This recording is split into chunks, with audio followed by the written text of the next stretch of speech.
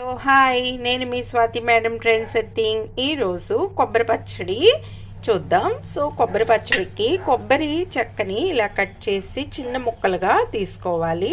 Next ఒక 6 ఎండుమిర్చి, ఇది చింతపండు, ఉప్పు, ఒక 4 రబ్బలు వెల్లుల్లి, కొంచెంగా జీలకర్ర, నెక్స్ట్ ఇది కొంచెం శనగపప్పు, ఇది కొద్దిగా 1 స్పూను పంచదార.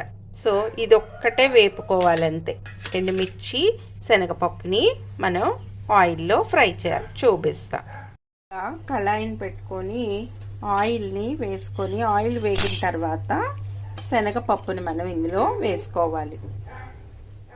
ఈ శనగపప్పు కొంచెం వేగిన తర్వాత మనం ఎండుమిర్చిని కూడా వేసి ఫ్రై చేసుకోవాలి. ఇలాగా వేయించేసి స్టవ్ని ఆఫ్ చేసేసుకొని ఇది చల్లారాలన్నమాట. ఒక మిక్సీ జార్ని తీసుకొని ఇందులో ఈ శనగపప్పుని ఎండుమిర్చిని ఫస్ట్ మనం ముద్దలాగా చేసేసుకోవాలి.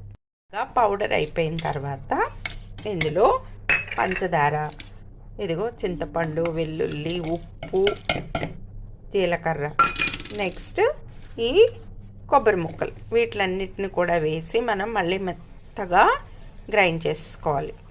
కొంచెం కచ్చా బచ్చాగా అవినప్పుడు కొద్దిగా కొంచెం ఒక ఇన్ని నీళ్ళని వేసుకొని మెత్తగా క్రష్ చేసుకోవాలి.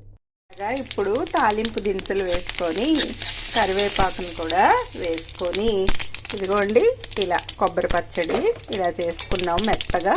దాన్ని ఈ తాలింపులో వేసేయాలన్నమాట. సో ఇదంతా తీసి మళ్ళీ మనం చట్నీలో వేసుకోవాలి. చూడు, ఇదిగో తాలింపు వేసేసిన కొబ్బరి పచ్చడి చాలా టేస్టీగా ఉంటుంది. అన్నంలోకి అన్నమాట ఎర్ర కొబ్బరి పచ్చడి. మీరు కూడా చేసుకోండి. Thank you. కొబ్బరి పచ్చడి.